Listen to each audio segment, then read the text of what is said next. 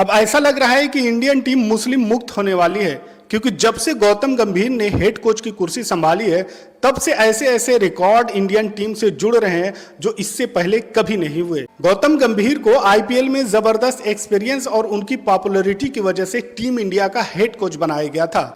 वही team India जो राहुल द्रविड़ की सरदारी में चैंपियन थी, लेकिन जैसे ही वो गौतम गंभीर की सरदारी में आती है तब से उसका डाउनफॉल शुरू हो जाता है और गौतम गंभीर ऐसे ऐसे डिसीजन लेते हैं जिससे पूरी दुनिया दंग रह जाती है। उम्मीद ये थी कि आईपीएल में अपना जौहर दिखाने वाले गौतम गंभीर टीम इंडिया को और ऊंचाई पर ले जाएंगे, लेकिन गौतम गंभीर के टीम इंडिया से जुड़ने के बाद इंडियन टीम का जवाल शुरू हो गया।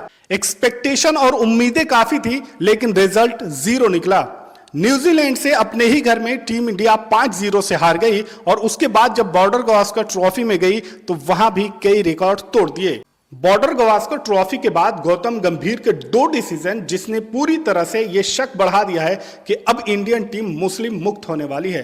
पहले तो उन्होंने सरफराज खान के बारे में यह बताया कि उन्होंने टीम की बातें लीक की हैं, और जैसे ही गौतम गंभीर ने ये बातें बताई कि सरफराज खान ने टीम की बातें लीक की हैं, तो उसके बाद फिर से उन पर सवालिया निशान उठ गए कि आखिर इतने सीनियर प्लेयर और हेड कोच की कुर्सी पर बैठे गौतम गंभीर इस तरह की बातें कैसे कर रहे हैं एक ऐसे खिलाड़ी के बारे में जो अभी अपने करियर की शुरुआत कर रहा है, और वो खिलाड़ी जो डोमेस्टिक में शानदार परफॉर्मेंस करता है, किसी तरह से टीम में अपनी जगह बनाता है, लेकिन जब बॉर्डर गावस्कर ट्रॉफी में वो जाता है तो उसे एक भी मैच खेलने को नहीं मिलता है।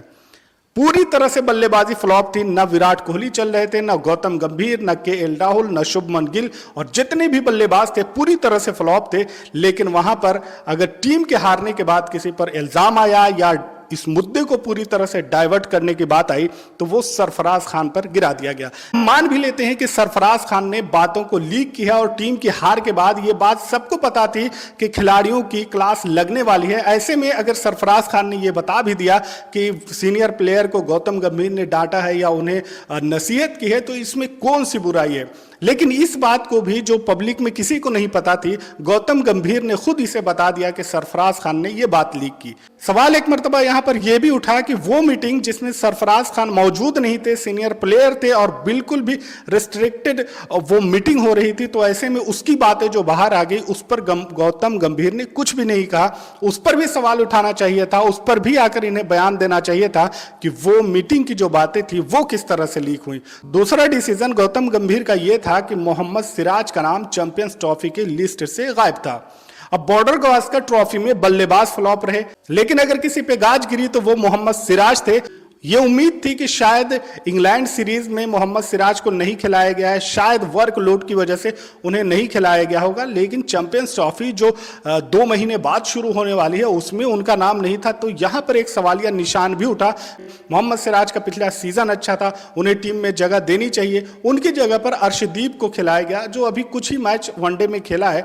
वनडे में अगर एक्सपीरियंस बॉलर की बात करें तो बुमराह, मोहम्मद शमी और उसके बाद सिराज का ही नाम आता है, लेकिन चैंपियंस ट्रॉफी में सिराज नहीं है। तो ये 2 मुस्लिम खिलाड़ी जो बॉर्डर गावस्कर सीरीज के बाद किसी भी तरह का शिकार हो गए। अब टेस्ट मैच तो होने वाला नहीं है, कभी कभार होता है, तो सरफराज के खेलने की उम्मीदें वैसे भी नहीं है।